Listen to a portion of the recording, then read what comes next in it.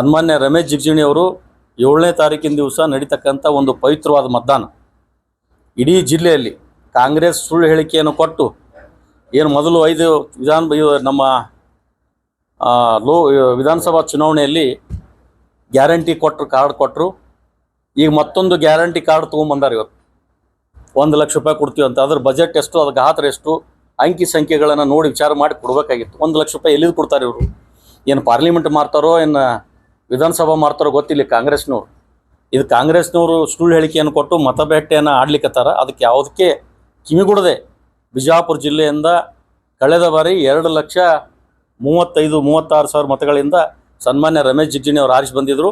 ಈ ಬಾರಿ 3.5 ಲಕ್ಷ ಮತಗಳಿಂದ ಸನ್ಮಾನ್ಯ ರಮೇಶ್ ಜಿಗಜಿಣಗಿ ಅವರು ಆರಿಸಿ ಬರ್ತಾರೆ. ಇದು ಸಂಶಯನಿಲ್ಲ. ದೇಶದ ಪ್ರಧಾನಿ ನರೇಂದ್ರ ಮೋದಿಜಿಯವರು ಮತ್ತೆ 3ನೇ ಬಾರಿ ಈ ದೇಶದ ಪ್ರಧಾನಿ ಮಂತ್ರಿ ಆಗ್ತಾರೆ ಅಂತಕ್ಕಂಥ ಮಾತನ್ನು ಹೇಳಿಕ್ಕೆ ನಾನು ಬಯಸ್ತೀನಿ. ಸರ್, ಬಬ್ಲೇಶ್ವರ ಹೋದ ಸರಿ ನಾವು 35,000 ಲೀಡ್ ಕೊಟ್ಟಿದ್ದೆವು. ಈ ಸರ್ತಿಲಿ 50,000 ಲೀಡ್ ಕೊಡ್ತೀವಿ ನಾವು.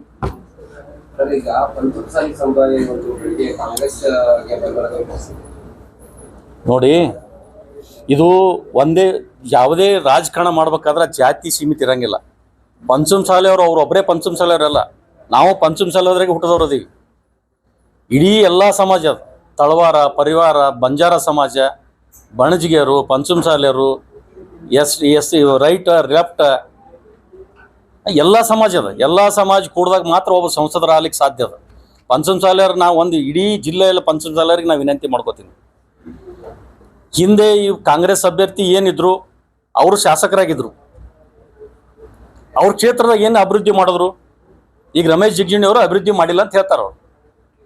ಇವತ್ತು 1 ಲಕ್ಷ ಕೋಟಿ ನಮ್ಮ ಬಿಜಾಪುರ ಜಿಲ್ಲೆಗೆ ಇವತ್ತು ನಮ್ಮ ನರೇಂದ್ರ ಮೋದಿ ಅವರು 10 ವರ್ಷದಲ್ಲಿ 1 ಲಕ್ಷ ಕೋಟಿ ಇವತ್ತು ಅನುದಾನ ತಂದಾರ. ಕೆಲಸಗಳಾಗ್ಯಾವ. ರೈಲ್ವೆ ಇರ್ಬೋದು, ಏರ್ಪೋರ್ಟ್ ಇರ್ಬೋದು, ಕೂಲ್ಡ್ಗಿ ಥರ್ಮಲ್ ಪ್ಯಾಂಟ್ ಇರ್ಬೋದು, ಹೈವೇಗಳು ಇರ್ಬೋದು. ನಮ್ಮ ಬಬ್ಲೇಶ್ವರ ತಿಕೋಟಕ್ಕೆ ಹೋಗ್ತಕ್ಕಂಥ ರೋಡ್, ಎಲ್ಲಿ ಚಿಕ್ಕೋಡಿ ತನಕ ಹೋಗ್ತಕ್ಕಂಥದ್ದು, ತಿಕೋಟದಿಂದ ಜತ್ತವರೆಗೆ ಹೋಗ್ತಕ್ಕಂಥದ್ದು, ಸೋಲಾಪುರ ರೋಡ್ ಇರ್ಬೋದು. ಯಾರು ಮಾಡಿದ್ರು ಇವರು? ಯಾವ ಸಂಸದರು ಮಾಡಿದ್ರು? ಈ ಕಾಂಗ್ರೆಸ್ನವ್ರು ಸುಳ್ಳು ಹೇಳಿಕೆಗೆ ಯಾರೂ ಬಗ್ಗೋರಲ್ಲ. ಜನ ಗೊತ್ತಿದೆ. ಹೆಣ್ಮಕ್ಳು ಹೇಳ್ತಾರೆ ರೀ, 2,000 ರೂಪಾಯಿ ಕೊಟ್ಟು ನಮ್ಮ ಗಂಡ ಹೆಂಡತಿ ಜಗಳ ಹಚ್ಚಾರ ಅಂತ ಹೇಳಿ. 2,000 ರೂಪಾಯಿ ಕೊಟ್ಟು ಏನಾಗ್ಯದ? ದಾರದ ಅಂಗಡಿ ಪರಿಸ್ಥಿತಿ ಏನಾಗ್ಯದ? ಇವು 35-40% ಹೆಚ್ಚು ಮಾಡಿ ಇಟ್ಟಾರ. ಆ ದಾರದ ಅಂಗಡಿ ದಾರು ಮಾರೋರಿಗೆ ಓಟ್ ಹಾಕ್ಬಿಡತ್ತ ಹೇಳ್ತಾರೆ ಕಾಂಗ್ರೆಸ್ನವರು. ಅವ್ರ ದಾರದ ಮ್ಯಾಗ ಅವ್ರ ಸರ್ಕಾರ ನಡೆದ. ಮತ್ತು ರಾತ್ರಿ ಹೊತ್ತಿನಾಗ ಅವ್ರು ನಮ್ಮ ದಾರು ಕೊಡಿಲ್ಲ ನಾವು ಕಾಂಗ್ರೆಸ್ನವ್ರಿಗೆ ಗಿದ್ದತ್ತಂಗಿಲ್ಲ. ಕರೋನಾದಾಗ ಎಷ್ಟು ಹುಡುಕಾಡಿದ್ರು.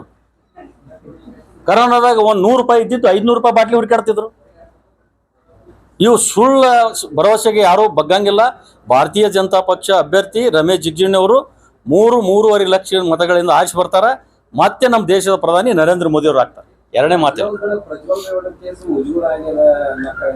ನೋಡಿ, ಅದಕ್ಕೆ ರಾಜ್ಯದಲ್ಲಿ ನಡೆದದ. ಅದ್ರ ಬಗ್ಗೆ ನಾ ಇನ್ನೂ ಕೊಡಂಗಿಲ್ಲ. ನಮ್ಮ ಬಿಜಾಪುರದಾಗ ಅಂಥವ್ರು ರಗಡ್ ಬಂದಿದ್ದಾರೆ. ಆ ಪ್ರಜ್ವಲ್ ರೇವಣ್ಣ ಪಾಪ ಯಾಕೆ ತಗೋತಿರೋದು? ಯಾರೋ ಉದ್ದೇಶಪೂರ್ವಕ ಮಾಡ್ಯಾರ ಅದನ್ನ. ಅದು ಇಲೆಕ್ಷನ್ ಗಿಮಿಕ್ ಅದ್ರ. ಕಾಂಗ್ರೆಸ್ನವ್ರು ಏನು ಮಾಡ್ತಾರೆ ಈಗ? ಅಲ್ಲ, ನನ್ನ ಮಗಂದು ಏನೋ ಒಂದು ವಿಡಿಯೋ ತೊಗೊಂಡು ದೊಡ್ಡದು ಮಾಡಲಿಲ್ಲ, 35-40 ಸಾವಿರ ರೂಪಾಯಿ ಕೊಟ್ಟು. ಏನು ಸಂಬಂಧ ಇಲ್ಲ ಅದಕ್ಕೆ. ಯಾರ್ದಾರು ಉಂಡ ತಗದು ಯಾರ್ದಾರು ಉಂಡ ಜೋಡಿಸಿ ಏನೋ ಮಾಡ್ತಾರ. ಯಾರ್ದು ಎಲ್ಲ ಸುಳ್ಳಿದು. ಕಾಂಗ್ರೆಸ್ನವ್ರು ಗಿಮಿಕ್. ಒಟ್ಟು ಏನು ಮಾಡಬೇಕು? ಒಟ್ಟು ನಾವು ಆರಿಸಿ ಬರ್ಬೇಕು, ಸುಳ್ಳು ಭರವಸೆ ಕೊಡಬೇಕು, ಅಧಿಕಾರ ಬೇಕು. ಇದೊಂದು ಬಿಟ್ಟು ಮತ್ತೊಂದು ಏನು ಕೆಲಸ ಇಲ್ಲ. ಇದು ಭಾರತೀಯ ಜನತಾ ಪಕ್ಷ ಖಂಡನೆ ಮಾಡ್ತದ. ನಮ್ಮ ಅಭ್ಯರ್ಥಿ 100ಕ್ಕೆ 100 ಆರಿಸಿ ಬರ್ತಾರೆ. 2ನೇ ಮಾತಿಲ್ಲ. ಇನ್ನಷ್ಟು ಹೆಚ್ಚಿನ ಸುದ್ದಿಗಾಗಿ ನಮ್ಮ ನ್ಯೂಸ್ 11 ಕರ್ನಾಟಕ ಚಾನೆಲ್ಗೆ ಲೈಕ್ ಮಾಡಿ, ಶೇರ್ ಮಾಡಿ, ಸಬ್ಸ್ಕ್ರೈಬ್ ಮಾಡಿ.